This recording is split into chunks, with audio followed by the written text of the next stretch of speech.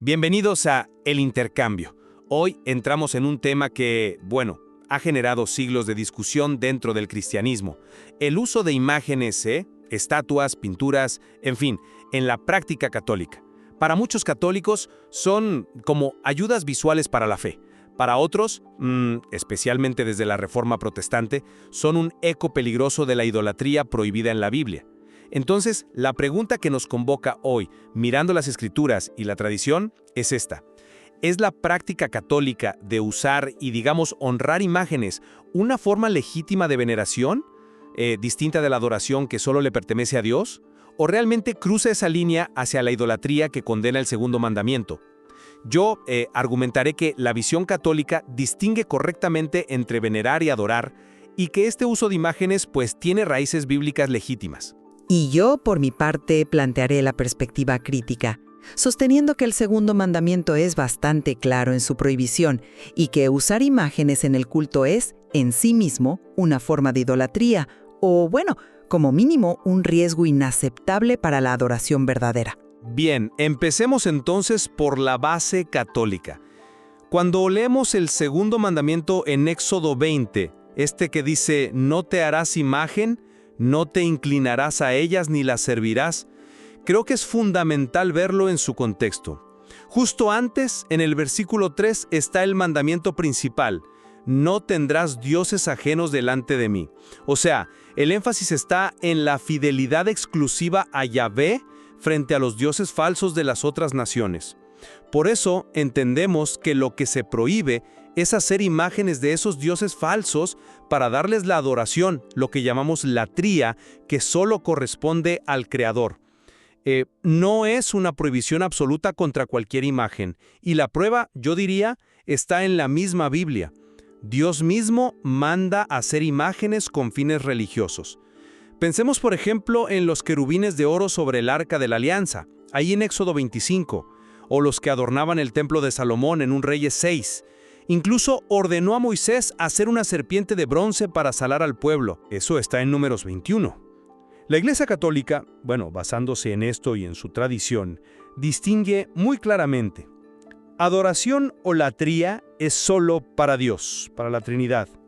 Luego está la veneración o dulía, que es un honor, un respeto especial que se da a los ángeles y a los santos, reconociéndolos como ejemplos y, amigos de Dios.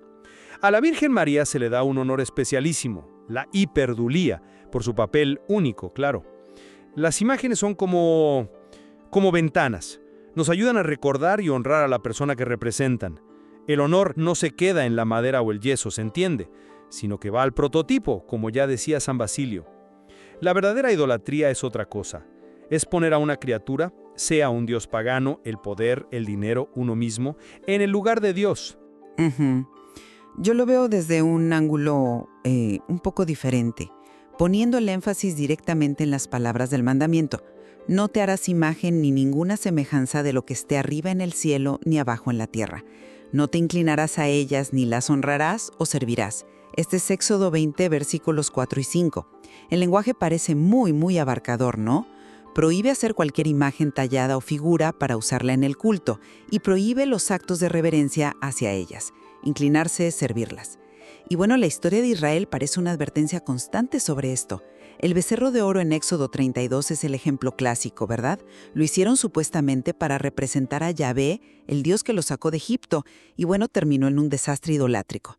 O esa misma serpiente de bronce que mencionaste. Resulta que siglos después, el rey Ezequías tuvo que destruirla porque la gente la había convertido en un ídolo al que le quemaban incienso. Eso está en 2 Reyes 18.4. Desde la Reforma Protestante, figuras clave y confesiones de fe importantes han sostenido que esa distinción entre adoración, latría y veneración, dulia, no se encuentra así tan nítida en la Biblia. Argumentan que los actos externos de reverencia, inclinarse, besar imágenes, ponerles velas, son precisamente lo que el mandamiento prohíbe. La adoración, como dice Jesús mismo en Juan 4, debe ser en espíritu y en verdad, directamente a Dios que es espíritu. O sea, no necesitamos representaciones hechas por manos humanas, como dice Hechos 17:29.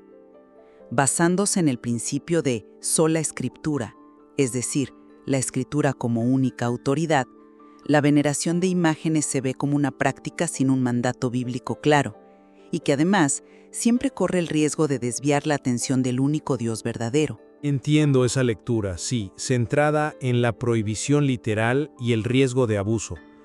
Pero creo que deja fuera elementos que son cruciales. Volvamos al contexto. No tendrás dioses ajenos. El celo de Dios que menciona Éxodo 25 es por la fidelidad exclusiva frente a otros dioses. Eso lo repite Deuteronomio 6:14. Cuando se ordena destruir imágenes al entrar en Canaán, se especifica que son las imágenes de sus dioses, los dioses cananeos, Deuteronomio 7:5. O sea, el problema central es la apostasía, adorar lo que no es Dios.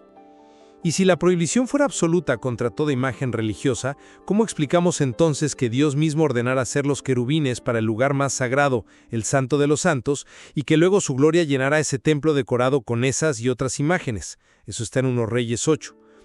Eso sugiere fuertemente, creo yo, que Dios no rechaza toda representación visual per se, sino aquellas que usurpan su lugar. Sí, pero es que la amplitud del lenguaje, ninguna semejanza, es difícil de ignorar, ¿sabes?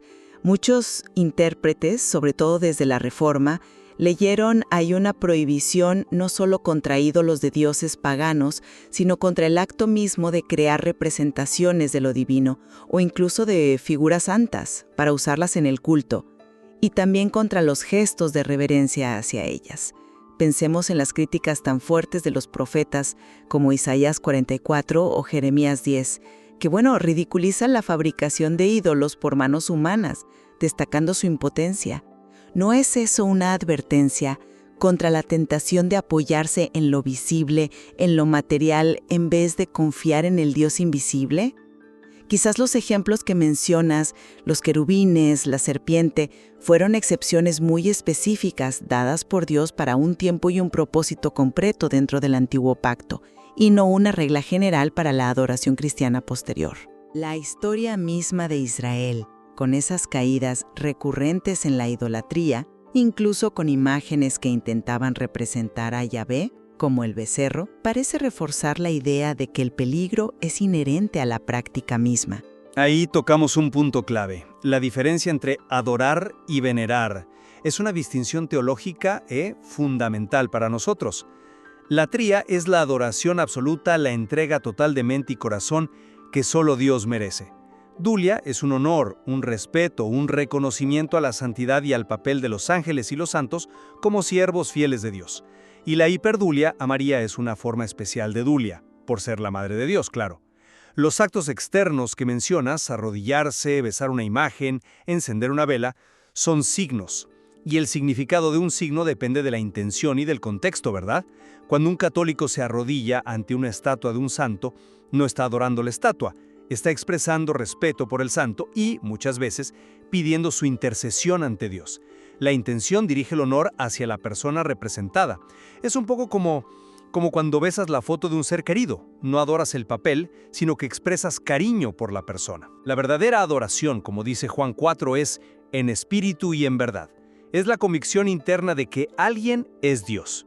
Y ningún católico bien formado cree que una estatua es Dios. Entiendo la distinción teológica que explicas, claro, pero la crítica fundamental desde mi perspectiva es que esa categorización tan precisa, idolatría, dulia, hiperdulia, pues no se encuentra explícitamente así en la Biblia. El mandamiento prohíbe los actos, no te inclinarás, no la servirás. Y para muchos creyentes, esos actos externos, arrodillarse, orar ante algo, mostrarle reverencia, son precisamente las formas visibles de adoración. Entonces, cuando ven esas acciones dirigidas a imágenes, inevitablemente lo interpretan como una violación del mandato. Surge la pregunta, ¿cómo podemos estar seguros de la intención interna de cada persona? La historia, creo, muestra que la línea puede ser muy fina y fácil de cruzar, llevando a la superstición o a que el honor debido solo a Dios se desvíe hacia la criatura o su representación. Dirigir toda oración y reverencia directamente a Dios a través de Cristo como único mediador. Es cierto que la distinción requiere formación y claridad, y siempre existe el riesgo de confusión o abuso, como en cualquier práctica religiosa, por supuesto. Pero la respuesta no debería ser eliminar algo que consideramos legítimo, sino educar. Y la evidencia bíblica, insisto, no solo permite, sino que, en casos específicos, ordena imágenes sagradas. Dios habitó en un templo lleno de ellas. Jesús mismo usó la imagen en una moneda para enseñar, ¿recuerdas? En Lucas 20:24. Y no condenó las decoraciones del templo de su época. Y más allá de eso, el corazón del cristianismo es la encarnación. Dios se hizo visible. San Pablo llama a Cristo la imagen, en griego eikon, del Dios invisible, eso está en Colosenses 1:15. Si Dios mismo tomó forma humana visible, ¿por qué sería intrínsecamente malo representar esa forma o aquellos que le siguieron de cerca? Creemos en la comunión de los santos, que los que están con Cristo en el cielo siguen formando parte de la familia de Dios. Hebreos 12:1. Incluso, Hechos 19 relata cómo pañuelos que habían tocado a Pablo obraban curaciones, sugiriendo que lo material puede ser un canal de la gracia divina. Las imágenes desde esta perspectiva nos ayudan a conectar con esas realidades invisibles y con nuestros hermanos en la fe. Sí, pero los contraejemplos bíblicos siguen siendo muy fuertes, ¿no? El becerro de oro fue un intento de representar a Yahvé y fue condenado rotundamente en Éxodo 32.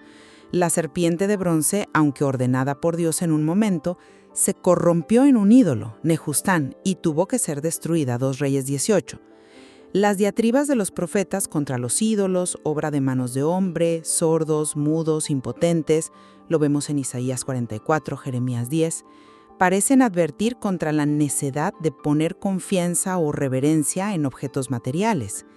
Desde la perspectiva de sola escritura, esos mandatos específicos del Antiguo Testamento no anulan la prohibición general ni establecen, digamos, un permiso para la Iglesia cristiana.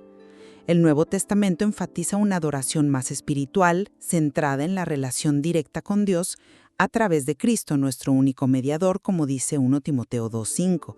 Se podría preguntar, ¿son realmente necesarias las imágenes como ayudas? ¿No bastan la palabra de Dios y la obra del Espíritu Santo para nutrir la fe, y la base bíblica para la intercesión de los santos o la veneración de reliquias se considera desde esta óptica insuficiente para justificar prácticas que, externamente al menos, se parecen mucho a lo que el segundo mandamiento parece prohibir?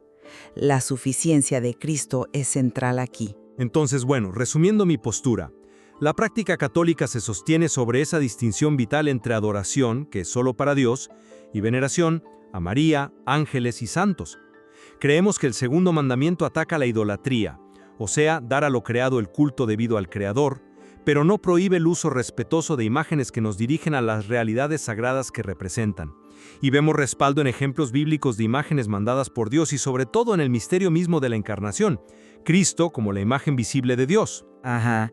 Y recapitulando la perspectiva crítica, esta se apoya en una lectura, digamos, más directa y abarcadora del segundo mandamiento, interpretándolo como una prohibición contra la fabricación y la reverencia de cualquier imagen con fines religiosos.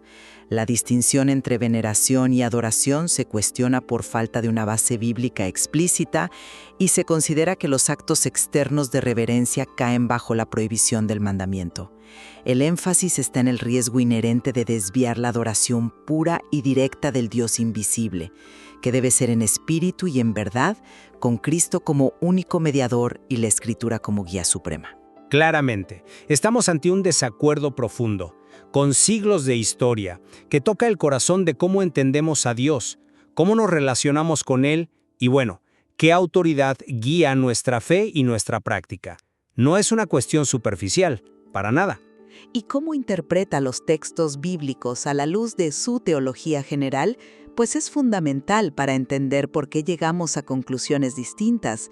Esperamos que este intercambio al menos haya ayudado a clarificar los argumentos de cada lado. Sí, e invitamos a quienes nos escuchan a reflexionar sobre esto, a volver quizás a los textos bíblicos mencionados y a considerar los razonamientos que hemos expuesto.